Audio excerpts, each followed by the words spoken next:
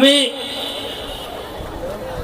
যিখিনি মানুহ ইয়াত উপস্থিত হৈছোঁ তাতকৈ আৰু বহুত মানুহ আমাৰ যোগদান কৰিব লগা আছে, কিন্তু বহুত দূৰত থকাৰ কাৰণে আমাৰ যেতিয়া বিলাসীপাৰা আমাৰ মাছানগাঁও অঞ্চলত নাৰায়ণগাঁও অঞ্চলত যেতিয়া মিটিং হ'ব তেতিয়া আমি 2-4-5 হাজাৰ মানুহ তাত জইন হ'ব।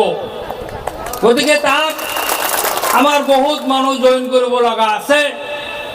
আমি অলপ কেইজনমান মানুহ ইয়াত 25-30 জনমান মানুহ লৈ আহিছোঁ যোগদান কৰাৰ কাৰণে। বন্ধুসকল,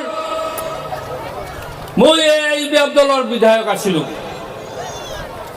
এআইইউডিএফ দলৰ বিধায়ক 5 বছৰ থকাকালীন প্ৰতিটো নিৰ্বাচনত মই দেখিবলৈ পাইছোঁ বদৰুদ্দিন আজমল ডাঙৰীয়া হেমন্ত বিশ্ব শৰ্মা ডাঙৰীয়াৰ ওচৰৰ পৰা টকা লৈ তেওঁ প্ৰতিটো নিৰ্বাচনীৰ বৈতৰণি পাৰ হোৱাৰ কাৰণে চেষ্টা কৰে। বিটিচি নিৰ্বাচন যেতিয়া হৈছিল তাত বহুত টকা তেওঁ লেনদেন কৰিছিল, কেৱল কংগ্ৰেছৰ প্ৰাৰ্থীসকলক হেৰুৱাই দিয়াৰ কাৰণে।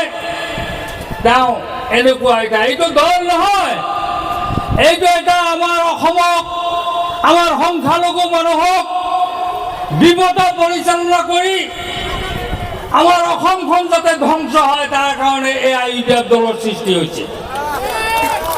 এইটো দল এই 5 বছৰত যিমানখিনি নিৰ্বাচন হৈছে, পঞ্চায়ত নিৰ্বাচন, এইবেলি যে তেওঁলোকে 30টা আমাৰ এআইইউডিএফ দলৰ পৰা 30টা বিধানসভাৰ টিকেট দিয়া হৈছে। এই টিকেটৰ বিনিময়ত নিৰ্বাচনৰ বৈতৰণি পাৰ হোৱাৰ কাৰণে নহয়, কংগ্ৰেছৰ প্ৰাৰ্থীসকলক হেৰাই দিয়াৰ কাৰণে বদৰুদ্দিন আজমল ডাঙৰীয়া হেমন্ত বিশ্ব শৰ্মাৰ পৰা মোটা অংকৰ ধন তেওঁ লৈ তেওঁ ইতিমধ্যে সেই ধনেৰে তেওঁ আধাখিনি ৰাখি দিয়ে, আধাখিনি তেওঁৰ বাকীবিলাক বিধায়কক বিতৰণ কৰি দিয়ে। গতিকে মই যোৱা 5 বছৰ আগত ভাৰতীয় জাতীয় কংগ্ৰেছৰ পৰাই মই মহাজনৰ কাৰণে এআইইউডিএফ দলত যোগদান কৰিছিলোঁ। এই 5 বছৰ কাল তেওঁলোকৰ যেটা কৌশল, এই কৌশলৰ কাৰণে অতিষ্ঠ হৈ আমাৰ ভাৰতীয় জাতীয় কংগ্ৰেছৰ প্ৰাৰ্থী তেওঁ বিগত দিনত তেওঁৰ মুখেদি মই এটা কথা শুনিছিলোঁ, তেওঁ তৰুণ গগৈ ডাঙৰীয়াক এটা কথা কৈছিল যে মোৰ জাতিটো আগত দলটো পিছত, মোৰ জাতিক ধ্বংস কৰি মই ভাৰতীয় জাতীয় কংগ্ৰেছ কৰিব নোৱাৰিম। তেওঁৰ এনেকুৱা মনোবৃত্তিৰ কাৰণে মই বিগত দিনত তেওঁৰ প্ৰতি আকৃষ্ট আছিলোঁ।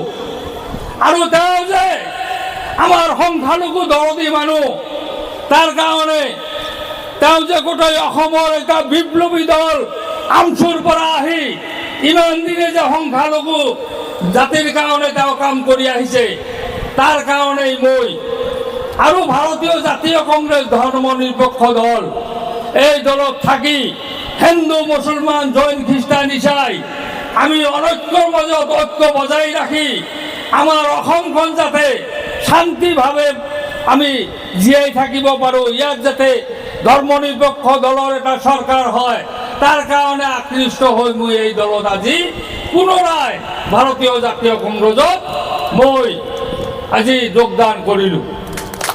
গতিকে আপোনাৰ ইয়াত সময় কম, আমাৰ অল ইণ্ডিয়া কংগ্ৰেছ কমিটিৰ সাধাৰণ সম্পাদক ডাঙৰীয়া আহিছে, তেওঁ বহুত ভাল বক্তব্য ৰাখিব। মই আপোনালোকৰ ইয়াত আকৌ আহিম, বহুত কথা আছে, এইবিলাক কথা আলোচনা কৰিম। আজি তেওঁৰ কাৰণে মই মোৰ বক্তব্য ইমানতে সামৰিছোঁ।